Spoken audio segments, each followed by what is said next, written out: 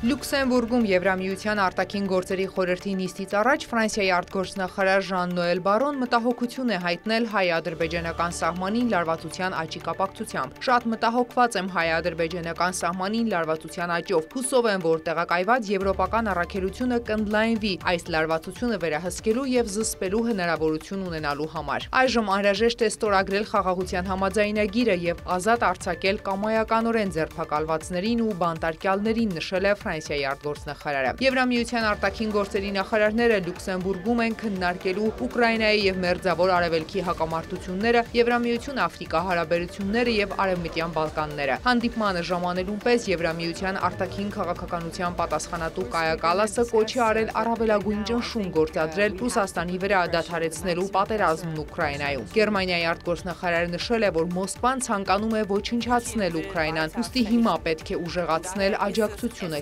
Կիևին։ Եվրամիություն Պաղեստինյան ինքնավարություն բարձր մակարդակի երկխոսությունը տեղի կունենա արտաքին հարաբերությունների գագաթնաժողովից հետո, որտեղ Եվրամիությունը պատրաստվում է հայտարարել Պաղեստինի ինքնավարությանը ֆինանսական աջակցության ավելացման մասին մոտ 1.6 միլիարդ եվրոյի եռամյա փաթեթով, հայտարարել է Մերձավոր Արևելքի հարցերով եվրահանձնակատարը։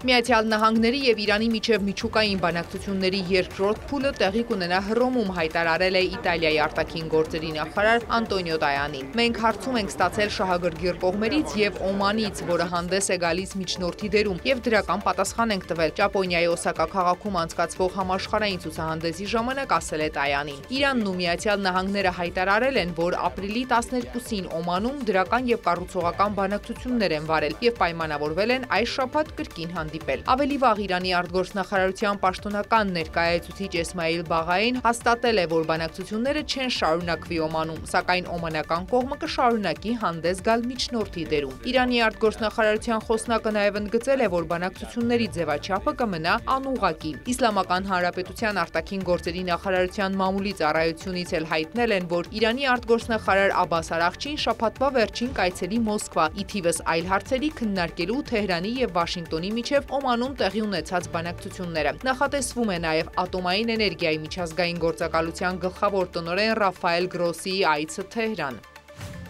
Ռուս զինվորականների Իսկանդեր հրթիռներով հարված են հասցրել Սումիում ուկրաինական օպերատիվ մարտավարական խմբավորման հրամանատարական կազմի հավաքի վայրին, հայտնել է Ռուսաստանի պաշտպանության նախարարությունը։ Գերատեսչությունում նշել են, որ թիրախի խոցման հետևանքով Ուկրաինայի զինված ուժերի ավելի քան 60 զինծառայող է զոհվել։ Ռուսաստանի նախագահի մամուլի քարտուղար Դմիտրի Պեսկովն էլ նշել է, որ ռուսական ռազմական հարվածները բացառապես ուղղված են Ուկրաինայի ռազմական օբյեկտներին։ Պետք է կենտրոնանալ միայն մեր պաշտպանական գերատեսչության տրամադրած տեղեկատվության վրա։ Գիտեք, որ մենք չենք մեկնաբանում ռազմական գործողության ընթացքը։ Ես կարող եմ միայն կրկնել եւ հիշեցնել նախագահի եւ մեր զինվորականների հայտարարությունները, որ մեր ռազմական հարվածները բացառապես ռազմական թիրախների դեմ են, նշել է Պեսկովը։ Ուկրաինական կողմը սակայն հակառակն է պնդում։ Ռուսական հրթիռային հարվածներն ուղղված են եղել Սումիի կենտրոնին, թիրախավորելով քաղաքացիական բնակչությանը։ Վոլոդիմիր Զելենսկին հայտարարել է, որ Ռուսաստանը կիրառել է բալիստիկ հրթիռներ։ Ուկրաինայի արտակարգ իրավիճակների պետական ծառայության տվյալով ռուսական հարձակման հետևանքով զոհերի թիվը հասել է 34-ի, այդ թվում 7 երեխա, կա 119 տուժած, որից 15 երեխաներ են։ Սումիի քաղաքապետի պաշտոնակատարը երրորդյա սուք է հայտարարել։